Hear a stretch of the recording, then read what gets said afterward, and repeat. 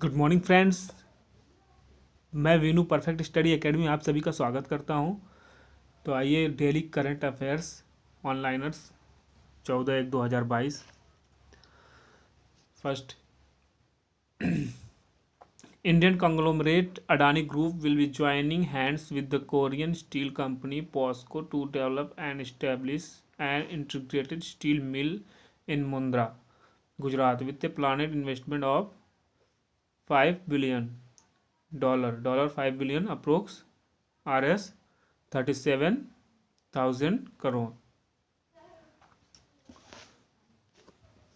भारतीय अदानी ग्रुप ने 5 अरब डॉलर लगभग 37,000 करोड़ रुपए के नियोजित निवेश के साथ गुजरात के मुंद्रा में एक एकीकृत स्टील मिल विकसित करने और स्थापित करने के लिए कोरियाई स्टील कंपनी पास्को के साथ हाथ मिलाया है। तो भारतीय अदानी समूह के जो इनके जिनके स्वामित्व वाली कंपनी है उनका नाम क्या है? उद्योगपति Gautam Adani.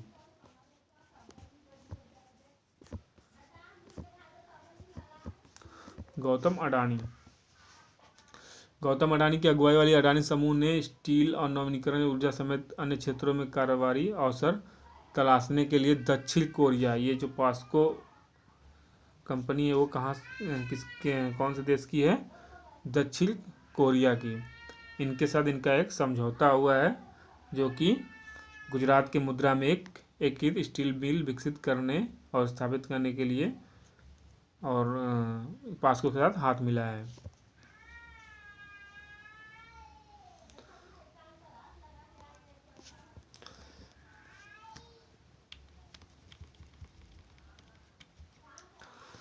S. Swaminathan has been appointed as the chairperson of the Indian Space Research Organization (ISRO). A personal ministry order issued on Wednesday said K. Shivam, the outgoing chairperson, will be completing his extended terms. यानी कार्मिक मंत्रालय ने बुधवार को जारी एक आदेश में कहा है कि एस स्वामीनाथन को भारतीय अंतरिक्ष अनुसंधान संगठन इसरो का अध्यक्ष नियुक्त किया गया है। निवर्तमान अध्यक्ष के शिवन अपना विस्तारित कार्यकाल पूरा करेंगे। तो मैं आपको बताना चाहूँगा कि अंतरिक्ष विभाग के जो सचिव के शिवम का कार्यकाल जो 14 जनवरी 2022 यानी आज 14 जनवरी आज तक के लिए बढ़ाया गया था। यानी उनका जो रिटायरमेंट था वो 14 जनवरी 2021 को पूरा होने वाला था, जिसे बढ़ा के 14 जनवरी 2022 तक विस्तारित किया गया था। तो वो आज तक पद पे हैं। उसके बाद जो है जो नए S Swaminathan has been appointed as the chairperson of the Indian space research organisation, यानी एस स्वामीनाथन जो है अब नए चेयरपर्सन होंगे किसके? इसरो के।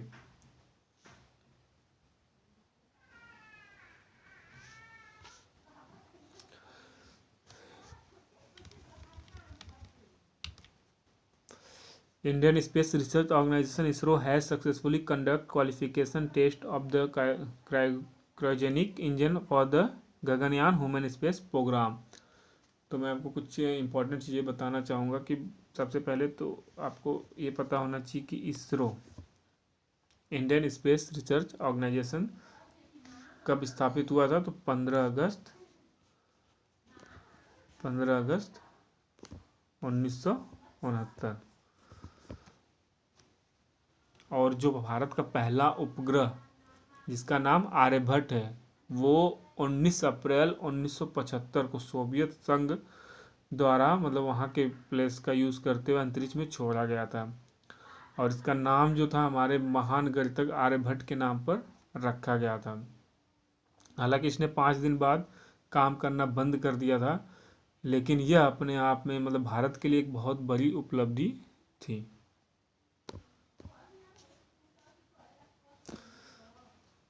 भारतीय अंतरिक्ष अनुसंधान संगठन ने गगनयान मानव अंतरिक्ष कार्यक्रम के लिए क्रायोजेनिक इंजन का योग्यता परीक्षण सफलतापूर्वक किया, जो कि अभी मैंने बताया। 4th नंबर पर NITI Aayog Atal innovation mission AIM has declared the result of the Atal space challenge 2021 after successfully completion and overwhelming participation from young innovators. NITI Aayog के अटल इनोवेशन मिशन AIM ने ATL स्पेस चैलेंज 2021 के नतीजे घोषित कर दिए हैं। ये जो भारत सरकार का प्रमुख कार्यक्रम अटल इनोवेशन मिशन, इसका उद्देश्य देश भर में फैले स्कूलों यानी विश्वविद्यालयों, उद्योगों में नवाचार यानी इनोवेशन एवं उद्यमिता को बढ़ावा देना। यह वर्ष 2022 तक अपने सपनों का नया भारत को बनाने की दृष्टि से विद्यार्थियों के लिए एक बहुत बड़ा अवसर साबित होगा, अगर वो अच्छे से वर्क करें तो।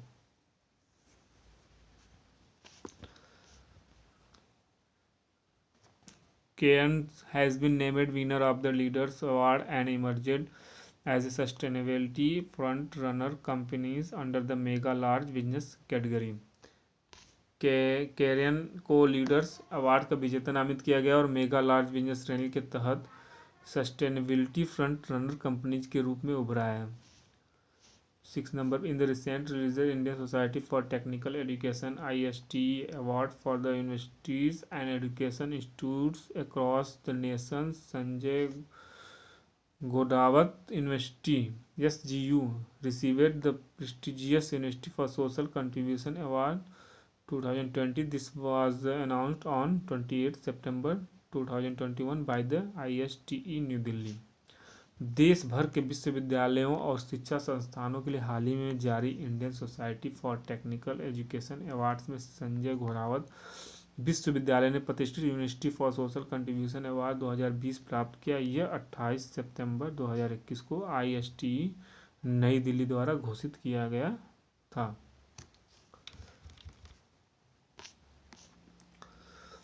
7 नंबर पर है investor education and protection funds authority IEPFA signs MOU with Indira Gandhi national open university IGNOU for promoting investor education and financial literacy among youth through Gyan Darshan channel. Investors education and protection fund authority ने Gyan Darshan channel के माध्यम से युवाओं में निवेशक शिक्षा और वित्तीय साक्षरता को बढ़ावा देने के लिए इंदिरा गांधी राष्ट्रीय मुक्त विश्वविद्यालय के साथ समझौता ज्ञापन पर हस्ताक्षर किए। 8 नंबर पर DBT BIRAC BIRAC supported start UPS in SL and Nirmayi have received World Bank Group and the Consumer Technology Association Global Women's Health Tech Awards. DBT brick समर्थित स्टार्टअप इन SL और निर्मयी को वर्ल्ड बैंक ग्रुप और consumer technology association के global women health take awards मिले हैं। ये कंपनियों के नाम हैं। 9 number the Henley passport index for the first quarter of 2022.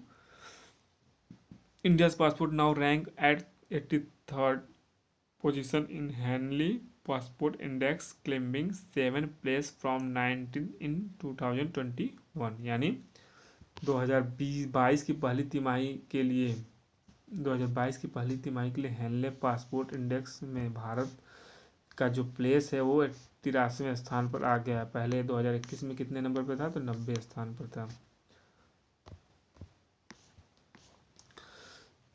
10 number Environment Minister Bhupendra Yadav on 13 January 2022 released India State of Forest Report 2021.